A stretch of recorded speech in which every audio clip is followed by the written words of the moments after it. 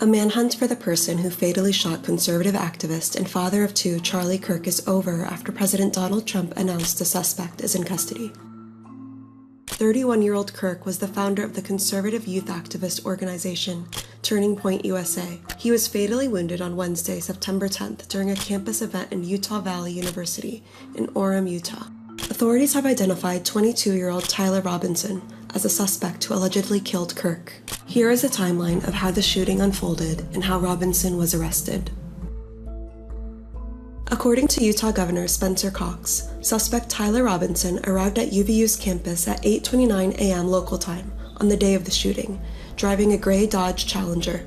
Bo Mason, the commissioner for the Utah Department of Public Safety, said authorities tracked the suspect's movements onto the campus. Through the stairwells, up to the roof, across the roof to a shooting location. At 12:07 p.m., a crowd awaits Charlie Kirk at UVU, the first stop on Turning Point USA's The American Comeback Tour. Supporters start chanting Kirk's name ahead of his appearance. Around 12:09, Kirk makes his appearance and throws hats out into the crowd of about 3,000 people. All right, we're going to get started, everybody. You know how it works. 12:11 p.m. Kirk begins speaking, opening debate and answering questions from individuals in the crowd. At 12:23 p.m., Kirk is hit with a single shot to the neck, appearing to come from an elevated position on a nearby rooftop. Video shows Kirk being carried by 6 men to an SUV, which transports him to Timpanogos Regional Hospital. According to authorities, immediately following the shooting, the subject moved to the other side of the building, jumped off of the building, and fled campus into a nearby neighborhood. At 12:52 p.m., UVU sent out an alert that police are investigating and that a suspect is in custody. The person of interest is released after questioning. At 2:22 p.m., the Orem Police Department said the shooting suspect was not in custody and is still at large. At 2:40 p.m., President Donald Trump announces in a post on Truth Social that Charlie Kirk has died from his injuries, writing, quote, "No one understood or had the heart of the youth in the United States of America better than Charlie."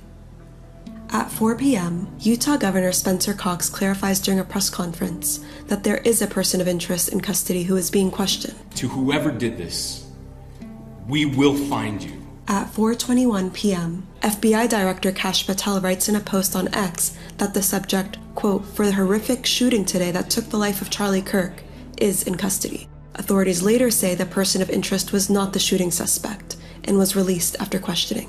At 7 a.m. on Thursday, September 11th, FBI Special Agent in Charge Robert Bowles announces during a press conference that authorities have recovered what is believed to be the weapon used in the shooting, a high-powered bolt-action rifle.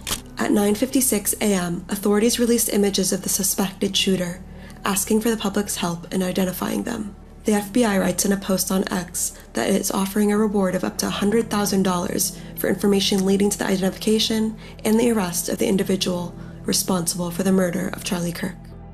At 6 a.m. Mountain Time on Friday, September 12th, President Donald Trump announced on Fox and Friends in New York that a person is in custody. As I'm walking in, they said, looking real good. They have the person that they wanted. At 8 a.m., Utah Governor Spencer Cox said at a press conference that Tyler Robinson, a Utah native, was identified as the person who shot and killed Kirk. Good morning, ladies and gentlemen. We got him. He was taken into custody in St. George, Utah, on Friday. Cox said that after Robinson's father recognized his son in the distributed photographs, he told Robinson to turn himself in. Robinson initially said no, but later changed his mind, officials said. The father then called a youth pastor, who is also a U.S. Marshals Task Force officer.